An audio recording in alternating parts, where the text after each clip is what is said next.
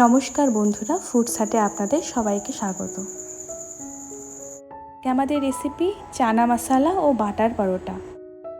অনুষ্ঠান বাড়ির মতন চানা মশলা কি করে বানানো হয় তবে চলুন দেখে নেওয়া যাক। আমি এখানে চানা মশলার জন্য মটরগুলো আগে থেকেই ভিজিয়ে রেখেছিলাম। নরম পরোটা বানানোর জন্য আমি এর মধ্যে 1 চামচ বেকিং পাউডার, 4 ভাগের 1 ভাগ বেকিং সোডা ও সামান্য পরিমাণ লবণ দিয়ে খুব ভালো করে মিশিয়ে নেব। এরপর মেশানো হয়ে গেলে এর মধ্যে গরম দুধ দিয়ে দেব। দুধটা কিন্তু খুব গরম নিতে হবে। এরপর ভালো করে মাখিয়ে নেব।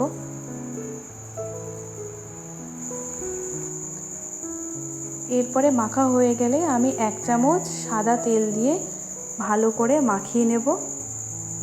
ভালো করে মাখানো হয়ে গেলে এটা কিছুক্ষণ রেস্ট করতে দিতে হবে। এরপর কড়াই গরম হয়ে গেলে এর মধ্যে আমি সর্ষের তেল দিয়ে দেব। কড়াইয়ের তেলটা গরম হয়ে গেলে এর মধ্যে আমি 1/2 চামচ জিরে অ্যাড করলাম।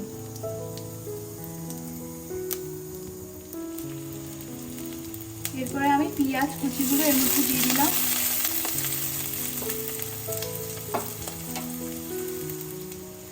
এরপর রসুন কুচি ও ক্যাপসিকাম কুচি এর মধ্যে দিয়ে দেব। নাড়তে হবে। একটু লাল লাল করে ভেজে নেব আমি।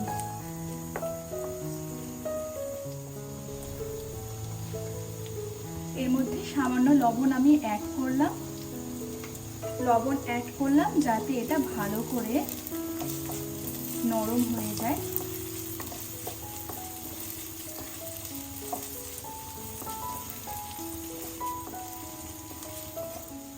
এরপর আমি অল্প পেঁয়াজ, আদা ও রসুন বেটে রেখেছিলাম সেটা এর মধ্যে আমি দিয়ে দেব।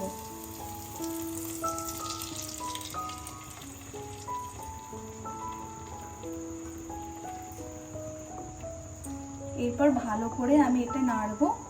পেঁয়াজ, আদা, রসুনের কাঁচা গন্ধটা যতক্ষণ না পর্যন্ত চলে যায়।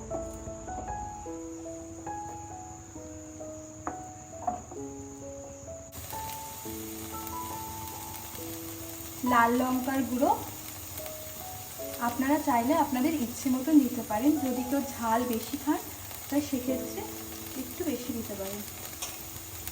এরপর আমি এটা খুব ভালো করে নাড়ব। এর মধ্যে 1 চামচ মতন আমি ছোলে মশলা দিয়ে দিলাম। এরপর ভালো করে মশলাটা আমি ভেজে নেব।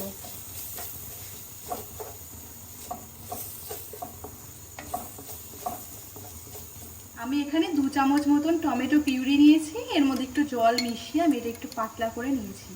এরপরে এর মধ্যে আমি একটু দিয়ে দেবো। এর মধ্যে সামান্য একটু জল আমি অ্যাড করলাম। এরপর ভালো করে মশলাটা নেড়ে নেব। আমার মশলা প্রায় কষানো হয়ে গেছে। আর একটু কষিয়ে নেব আমি। আমার মশলা কষানো হয়ে গেছে। এর মধ্যে আস্তে আস্তে আমি সেদ্ধ করে রাখা ছোলাগুলো দিয়ে দেবো।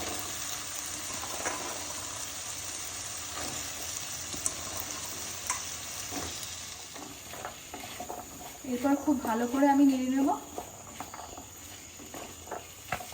আমি ওখানে সামান্য ধনের গুঁড়ো অ্যাড করলাম। কষানো হয়ে গেছে। এর মধ্যে আমি জল দিয়ে দেব। এর মধ্যে আমি সামান্য পরিমাণ চিনি দিয়ে দিলাম।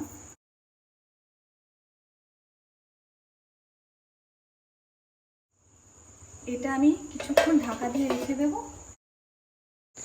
এরপর মেখে রাখা ময়দাটা খুব ভালো করে আবার মথে নিয়ে বড় বড় গোল করে নিতে হবে। গোলাগুলো একটু ময়দার মধ্যে নিয়ে আমি আস্তে আস্তে পরোটাগুলো বেলে নেব।